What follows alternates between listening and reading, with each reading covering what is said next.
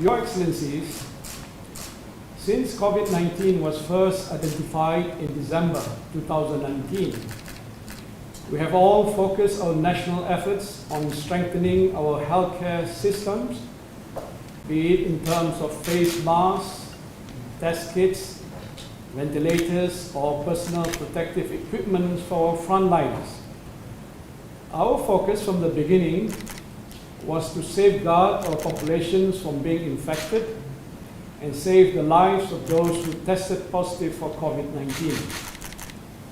However, as we are all aware, COVID-19 is not merely a health crisis.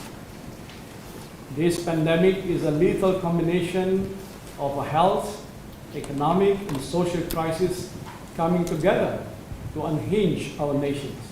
For Malaysia's part, my government has put in place a 6-step plan in addressing the impacts COVID-19 has had on the country and to ensure Malaysia emerges stronger from the ravages of COVID-19. First was the resolve to break the chain of infections and impose a movement control order, the MCO, on our people. Since the implementations on 18 March, we have seen positive impacts with lower new cases recorded daily, an increasing recovery rate combined with a low mortality rate of only 1.7%. Secondly, we focus on ensuring the resilience of our economy.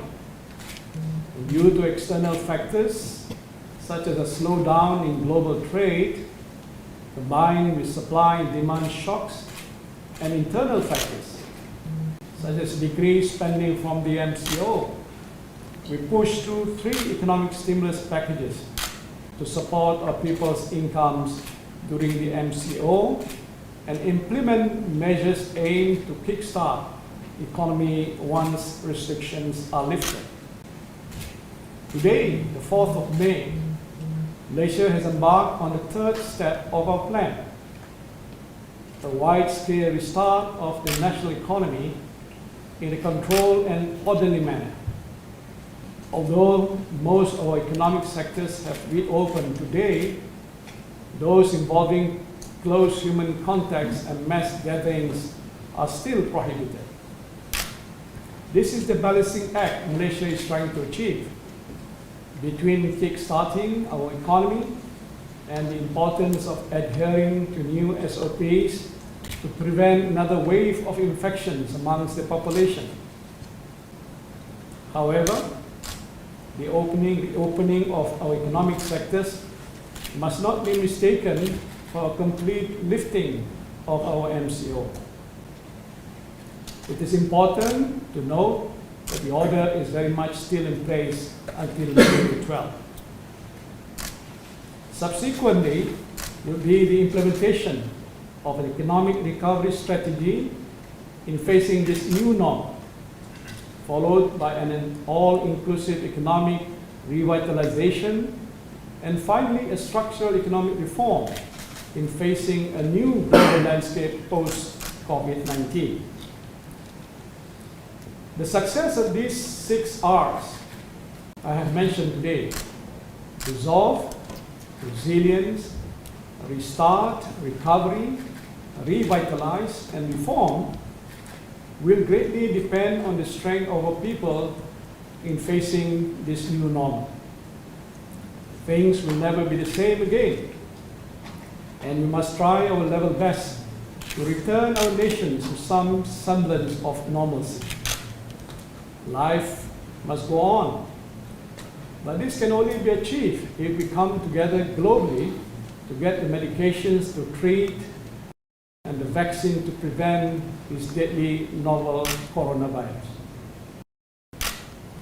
Malaysia's concern is that if we are not united, smaller nations will be sidelined when the medications and vaccine is developed by our pharmaceutical giants in advanced nations.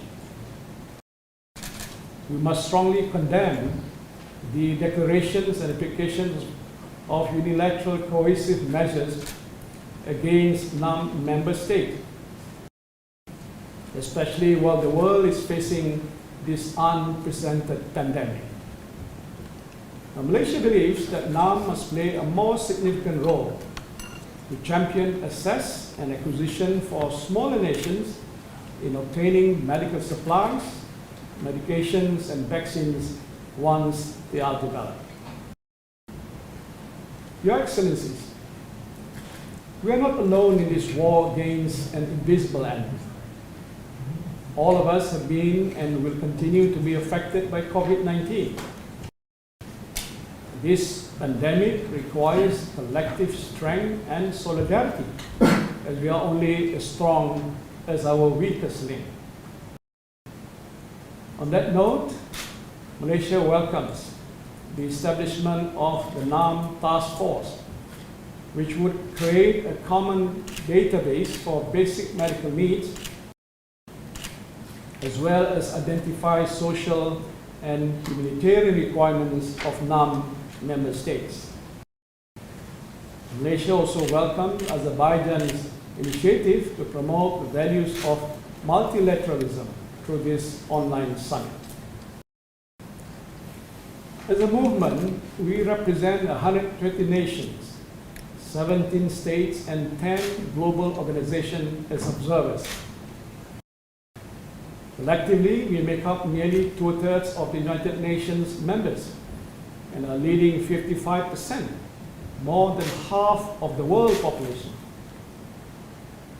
If COVID-19 has proven anything to us as a non-aligned nation, is that this pandemic has leveled the playing field in the world. Some smaller nations are just as strong, if not better, than bigger nations in handling this novel coronavirus. This is a time for us as non-aligned nations to come together and prove that by staying united, cohesive, and steadfast, we can prove to the world that we can overcome this pandemic and emerge as a major force in a new global order post-COVID-19, God willing, inshallah. Thank you.